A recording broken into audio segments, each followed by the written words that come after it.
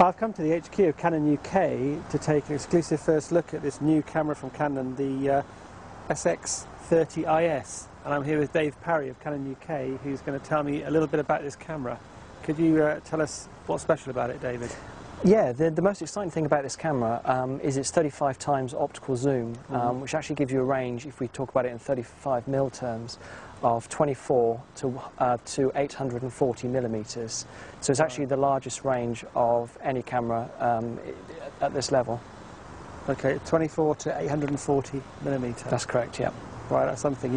I guess it must have an image stabilization system to be able to use that kind of focal length. Yes, it does, yes. It has our most advanced image stabilizer, which is actually a 4.5 stop.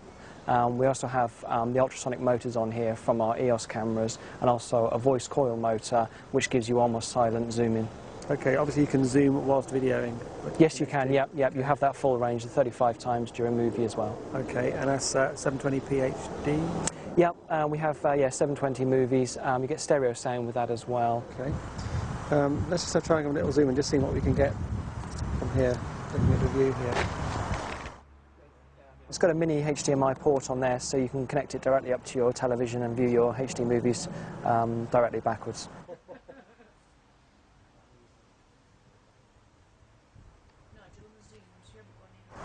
This is a 24mm.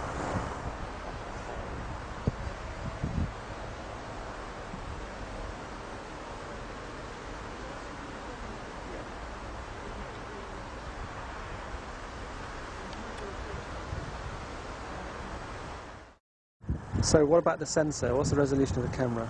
We've put our 14.1 million pixel sensor on this one. And what's the processor?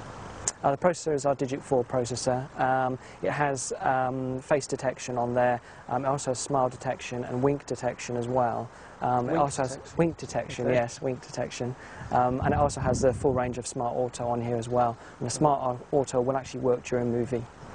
So I see it has a vari-angle screen. Yes, it does. It has our Pure Color 2 variable angle screen, which is one of the highest quality screens that we actually have on our DSC compact cameras. And it's 2.7 inch? That's correct, yeah. Okay. Obviously has an electronic viewfinder as well? Yes, it does, yeah. Okay.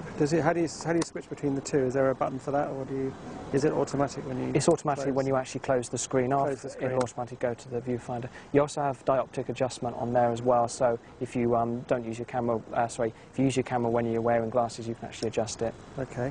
I see there's a dedicated video record button.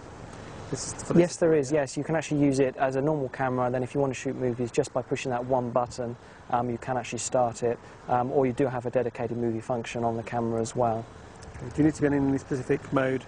To shoot movies, no, you don't, but to adjust it, to change the different settings on the movie, you actually need to be in the dedicated movie button. Movie icon. Yeah. And this is just, what does this alter? What modes does this alter?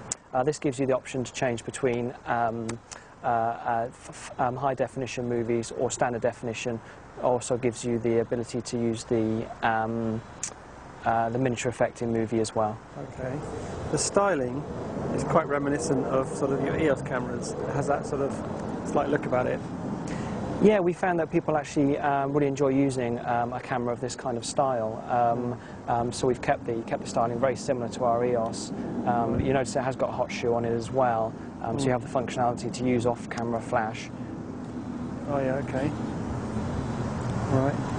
And built-in flash as well. Yes, yeah. So on the mode dial, I can see you've got the full range of shutter priority, aperture priority, manual settings. So what are the buttons here on the back of the camera? Yeah, we've got a couple of new buttons there. The most interesting one is the one at the top here, which is actually our zoom frame and assist button.